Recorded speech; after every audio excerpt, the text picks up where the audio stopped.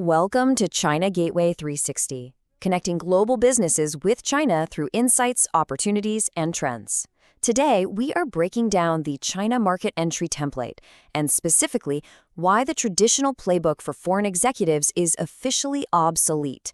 Let's jump right in. So right now, we're seeing this really stark disconnect in the market. Foreign direct investment into China is actually still very robust. We're looking at 1.24 trillion yuan, which is up nearly 4% year over year. But here's the catch. Despite all that capital flowing in, only 38% of surveyed foreign executives say their China operations are actually meeting ROI expectations. That is a pretty sharp drop from the 57% we saw just a few years ago. So the money is definitely there, but that old entry template, it's clearly showing some serious strain. China Gateway. Gateway. Your gateway to business in China. And that strain is coming from a very fundamental shift in the market. Historically, the standard China template relied on Kaifang, that era of reform and opening up. It was a pretty simple bargain. You bring capital and tech, and in return, you get uniform market access. Well, today, that model has shifted to Shuangxunhuan, or dual circulation, which really prioritizes domestic self-reliance.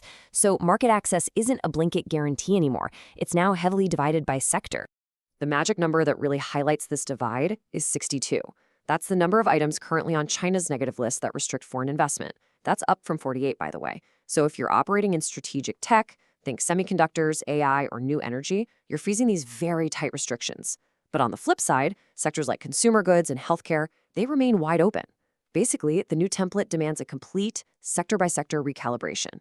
Now, navigating these divided sectors brings us to a whole new regulatory reality. There have been 87 new regulations enacted recently that directly affect foreign enterprises. Because of this, personal connections, or guanxi, they just don't guarantee predictability anymore. That old method has essentially been permanently replaced by TG, which is institutional literacy.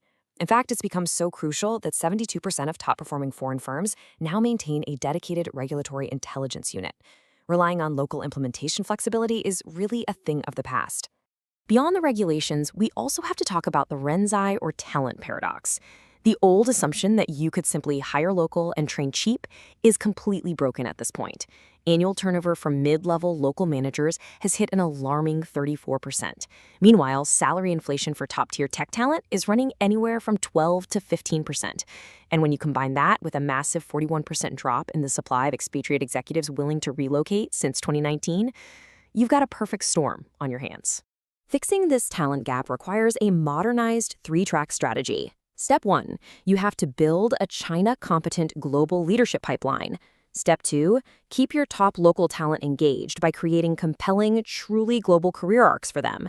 And Step 3, actively leverage Haigi, that highly educated returning Chinese talent.